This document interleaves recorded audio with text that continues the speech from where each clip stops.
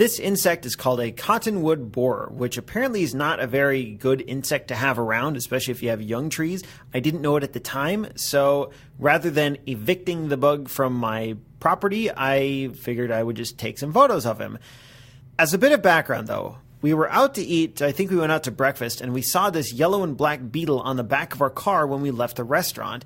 Didn't think a whole lot of it, figured he'd just fly away. But he hitched a ride back home with us. And then we got out of the car, and he kind of hovered over to this pine tree that's in our yard. It was cool watching him. He just sort of floated in the air, not flying around erratically like a butterfly or something, but just sort of calmly hovering over and hung out on the pine tree. I didn't know what it was or what it would do, so obviously the best course of action was to run inside and grab my camera. He was about at eye level, maybe a little higher, and he just wandered around the branches for a little while, just sort of walking around, climbing on things and minding his own business. It was great because I was able to get right in up close and he didn't seem to mind at all. There was also tons of light so I could shoot at a really low ISO, super wide aperture, and get great results. I'm really happy with how this photo looks and is framed here. Normally I don't shoot quite so wide open at 1.8, but it worked just fine for this. I could move myself, but I could not move him, or I didn't really want to. I didn't know if he was going to bite me or anything. So I had to take pics as I moved around him trying to get the framing right, which is, it's a little tricky to do. But if you haven't tried this sort of thing, I encourage you to try it. Find a subject that requires you to move around and try new angles rather than moving the subject around. I do like how you can see the sky in the background and the green colors surrounding him. You've got the yellow of his body contrasting nicely with the sky right behind him, and then you've got the green and then the branches. I'm just pleased with how this photo turned out.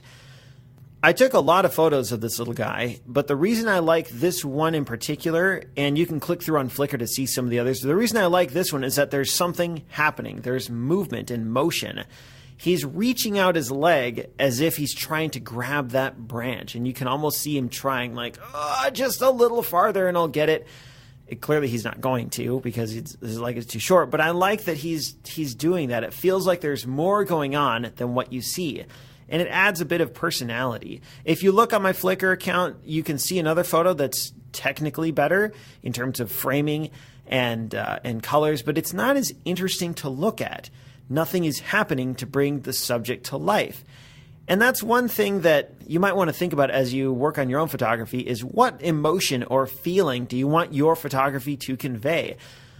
One thing I kind of want to get across when you look at this photo is almost a sense of rooting for this guy, of cheering him on, like, go little bug, you can do it, you can reach that branch.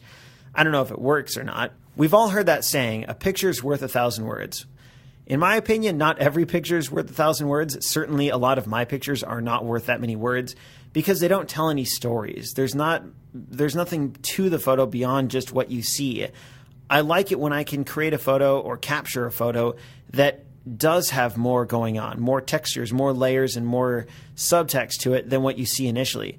This photo, I think, does. It does have more going on. A lot of my pictures don't, and that's one way I'm trying to stretch myself, is taking photos where there's more going on, where maybe it's worth a couple hundred words, maybe not a full 1,000, but a little more than what you see. And that's something that you might want to think about as well, how to make your pictures come to life and not necessarily worry about the technical details so much, but worry more about, or not worry, but think instead about how to connect with your viewers and how to convey something to your viewers through your photography.